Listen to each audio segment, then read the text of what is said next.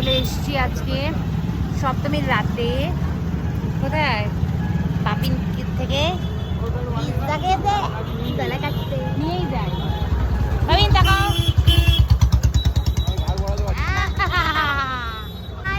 ওটা টেপো, ওটা টেপো। পারবে না ওরকম করে দেবো।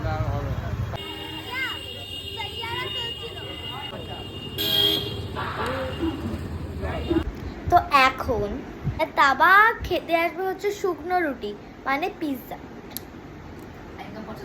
হ্যাঁ হ্যাঁ সেটা একদম তাই জন্যই তো বলে শুকনো রুটি। তাহলে চিপ দেখো আমি বলেছি কি চিজ বার্স্ট যদি তুমি খাও। হ্যাঁ তুমি কি খাবে আজকে তাবা? চলো বলো তুমি আজকে কি খাবে? আমাকে যা দেবে তাই খাবো। না না এটা কি বলেছো তুমি? তুমি বলেছো শুকনো রুটি। হ্যাঁ এগুলো শুকনো রুটি, রুটির সাথে একটা শুকনো কটা ছোট ছোট এইটুকু চিকেন, পনিরের টুকরো দিল, আর ভেতরে দু একটা ক্যাপসিকাম কেটে একটুখানি ছোট ছোট ফালি করে দিল। এটা একদমই পছন্দ না আমার। তারপরে হ্যাঁ তাই জন্যই তো বলছে। তাই জন্য বলছে আমরা নাকি পূজোর সময় বাবাকে কি খাওয়াচ্ছি? শুকনো রুটি। শুকনো রুটি। কিন্তু মানে প্রবলেমটা হচ্ছে কি তুমি যদি চিজ বার্স্ট খাও তাহলে তুমি বলবে এটা শুকনো রুটি না ভেজা রুটি। বল রিয়া। হ্যাঁ। হুম এই চলে এসছে আমাদের পিৎজা। কি জানি এই যে রুশু আমাদের খুলে দিচ্ছে। একটা রুশার ফেভারিট, একটা আমার ফেভারিট, আর বাবার দুটোই আমার ফেভারিট। দুটোই ফেভারিট।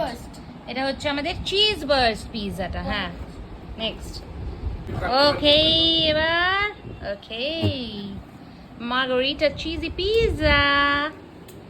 আমার বাবার রিয়াকশন একদমই মুখে আনন্দ নেই। আমাকে বলছিল আজকে এটা চিজ বার্স্ট, এটাই ভেজা ভেজাটা। বাবা বলছিল কি বলছিলে? শুকনো রুটি। শুকনো রুটি। চল দিয়ে দে শুকনো রুটি খেতে। এই যে আমরা সব এখানে ভাগ করে নিয়ে নিয়েছি। এখন আমরা খাওয়া দাওয়া শুরু করব। এই যে আমাদের চলে এসছে আবার কোকো মাই ছবি পিক পিক পিক। এই যে আমাদের শুকনো রুটি খাওয়া পাবলিক মুখ বন্ধ করে শুকনো রুটি খাচ্ছে। শুকনোই তো কেন চিজ বার্স্টটা খাও তাহলে না হবে। এই যে মা চলে এসছে। মাম্মি তোমাকে আমরা মিস করছিলাম। ইমা ওটা তো খাওয়া হয়নি। তো আমরা এখন সবাই জমিয়ে খাওয়া দাওয়া করে নি। এখন আমাদের পার্টি ফুল অন পার্টি চলছে। সপ্তমীর পার্টি এখানে মা আছে আমরা তখন আমরা খাওয়া দাওয়া করে নিচ্ছি। এইভাবে আমাদের সপ্তমী এন্ড হয়ে গেল। আবার আসছি অষ্টমী নিয়ে।